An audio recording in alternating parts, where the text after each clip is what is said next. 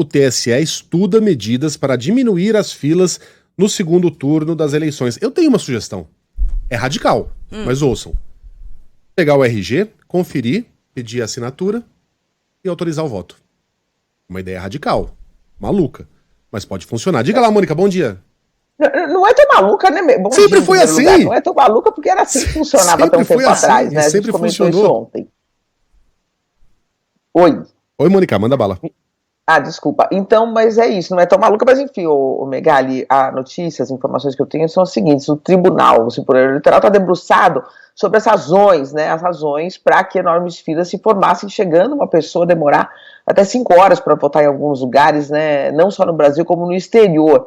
Não sei se vocês têm aí as fotos, Megali, mas há relatos de que na Argentina as filas chegaram a 5 horas. Tem fotografias aí que mostram que elas davam a volta no quarteirão, né? No Brasil, Megali, a última urna, você sabe que horas fechou a última urna? Não sei se você sabia ou tinha de memória essa informação, Megali. Não. 23 horas e 58 minutos, a última urna brasileira que foi encerrada, o último eleitor botou seu voto em São Gonçalo, no Rio de Janeiro. Eu tô até com vontade de ir atrás desse último. Gente. 2 minutes to midnight, 2 minutos para meia-noite. Temos que ir atrás mesmo. Coisa louca. São 7 horas depois do fim da votação, Mônica? Exatamente. Então eu tô até com vontade, dá até vontade de a gente tentar descobrir, se ele estiver ouvindo, que ligue pra gente, para eu conversar com ele, esse último eleitor brasileiro, essa última eleitora, para ver quem foi esse herói cívico, né, Megali, que ficou lá até o finzinho. Agora, alguns números podem explicar pra gente essa surpresa, né? Quer dizer, em 2018, Megali, 73 milhões de pessoas tinham biometria no Brasil, feitas ali na Justiça Eleitoral. E as digitais foram colhidas para poder votar. Aparentemente tudo funcionou, porque não virou notícia, então tudo funcionou bem.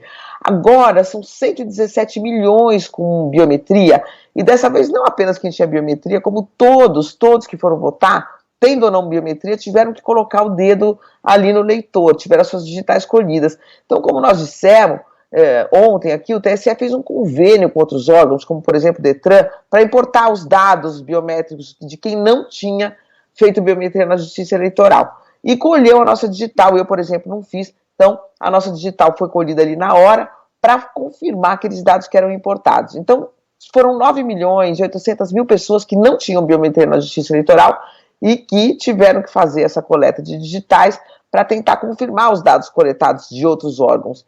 E nem tudo funcionou como planejado. Então, quais são as suspeitas, as hipóteses que estão ali sendo estudadas pelo TSE?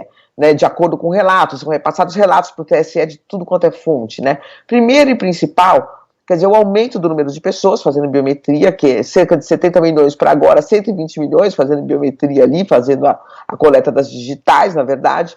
Segundo, e muito importante, Megali, o treinamento dos mesários pode ter sido insuficiente para essa tarefa. Então, há relatos de que os mesários que colhiam as digitais não sabiam fazer isso direito, porque parece simples, Megali, mas é difícil, né? O pessoal do TSE também, não sei se vocês têm aí para mostrar, Megali, eu não estou conseguindo enxergar daqui, porque eu estão mostrando ali a foto que eu mandei dos dedos, assim, como é que se colhe. Tá na tela.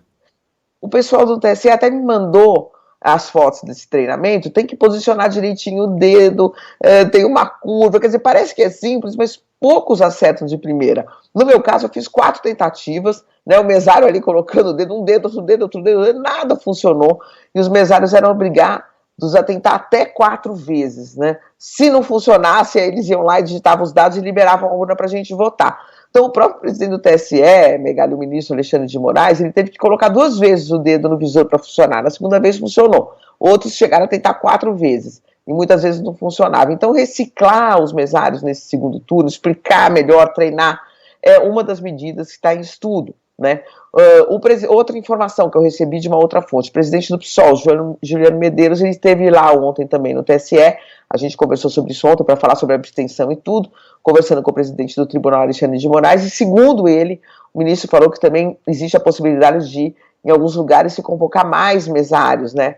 Essa informação não foi confirmada para mim pelo TSE oficialmente, mas segundo o Juliano disse que o Alexandre relatou, é uma outra medida em estudo. Então, há uma compreensão de que é preciso alterar a dinâmica dentro ali das sessões eleitorais. Há relatos de mesários que pegavam o documento de uma pessoa e deixavam todo mundo lá fora esperando. Não, pode entrar mais gente, pode ir pegando mais rapidamente os documentos, pode ir acelerando essa fila, né? Mas agora, no segundo turno, pelo menos até agora, Megali, o procedimento não vai ser alterado, como você propõe. Então, a proposta não está sendo, por enquanto, aceita, porque são regras já aprovadas que precisam ser seguidas, não dá para mudar assim, um ministro chega lá, muda a regra, não, teria que passar por uma decisão colegiada, enfim, um pouco mais complicado. Então, o que eles pretendem manter, né, e segundo eu apurei ali no TSE, as digitais vão seguir sendo colhidas para poder acionar as urnas eletrônicas, e é uma medida que veio para ficar, porque ela é entendida como uma forma de aumentar ainda mais a segurança do nosso sistema eleitoral, para não deixar, por exemplo, ou para não deixar uma pessoa votar pela outra, né, Megali? Porque já houve relatos de alguém que pega o documento do outro, vai lá e vota. Então, ou até documento de alguém morto, né? Isso já teve relatos disso, né? Pessoas que votaram por pessoas que faleceram e o falecimento não tinha sido comunicado ao TSE e alguém vai lá e vota com o documento dela. Então é uma medida para aumentar a segurança num país que, infelizmente, a gente precisa tomar essas medidas. Então vai seguir a digital, vamos ver se conseguem diminuir as filas. Eles acreditam muito, né, Megali, que por ser menos candidatos, né, por ser só escolha de presidente e governador, mais simples ali de apertar teclar na urna, também isso vai contribuir para diminuir as filas, Megali. Diminuir, mas duvido que contribua para zerar as filas. Porque a gente falava, né? Aquele argumento do são muitos os candidatos, são muitas as vagas. Era um argumento furado, porque toda eleição foi assim, as eleições não tinham fila. E aí teve eleição com 2 candidatos para o Senado, Exato. Que foi 2018, e não foi desse Lembraram jeito. Lembraram que 2018 não tinham 5 números para você digitar, tinham 6, porque eram 2 senadores. Mas de fato a gente estando preparado é menos problemático, a gente já se planeja para enfrentar uma fila, né? Mas pô, não deveria, né?